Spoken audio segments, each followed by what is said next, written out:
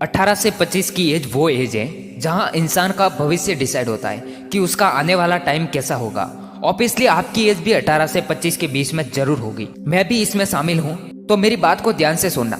ये एज एक ऐसी एज है जहां हम या तो बन सकते हैं या बिखर सकते हैं। आज दुनिया में जितने भी सफल लोग हुए ऑलमोस्ट उन सभी का ये स्टेज बहुत मुश्किल से गया था। मैं मुश्किल से इसलिए बोल रहा हूं क्योंकि इस स्टेज में वो कुछ करना चाहते थे, वो कोशिश कर रहे थे, वो मेहनत स्ट्रगल कर रहे थे। उन्होंने कुछ हासिल तो शायद इस स्टेज में नहीं किया होगा, लेकिन यही संघर्ष उनकी कामयाबी का रास्ता बन गया, इसलिए वो सफल हो गए। कई लोग असफल इसलिए हुए क्योंकि उन्होंने इस स्टेज में कुछ नहीं किया सिवाय एंजॉय के।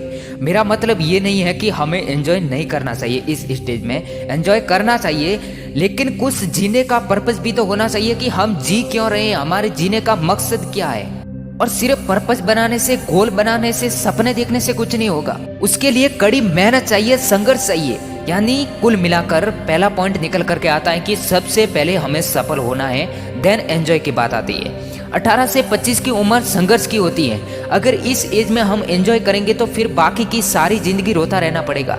सिर्फ कुछ साल के लिए अपनी पूरी एनर्जी को इकट्ठा करके सपनों को साकार करने में लगा दीजिए, देखो फिर आपके रास्ते कैसे खुलते हैं। अगर आपने इस उम्र में मजे करना स्टार्ट कर दिया तो बाकी की पूरी जिंदगी मेहनत में निकल जाती है, क्योंकि उस वक्त आप सिर्फ मेहनत नहीं कर रहे होते, उसके साथ साथ एक और ऐसी बड़ी चीज है जो आपके हाथ में होती है, और वो है जिम्मेदारी।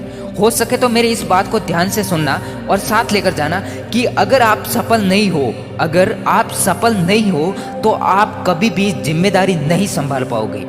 जिस दिन आप सफल हो गए ना, तो उसकी खुशी के सामने दुनिया की सारी खुशियां फीकी पड़ जाएगी। डिसाइड कर लो, आज ही लिख लो कि जब मेरी एज 25 की होगी तब तक मुझे कहाँ तक पहुँचना है, या मुझे क्या बनना है, मुझे क्या अचीव करना है। सिर्फ कुछ साल मेरे दोस्त, कुछ साल मेहनत करनी पड़ेगी, कुछ साल, बाकी की पूरी जिंदगी खुशी से जियोगे। फिर से बोल रहा हूँ कि इस एज में आप या तो बन सकते हो या बिखर सकते हो, निर्णय आपके हाथ में है।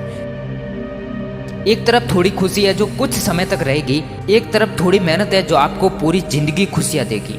अब आप कर लो डिसाइड।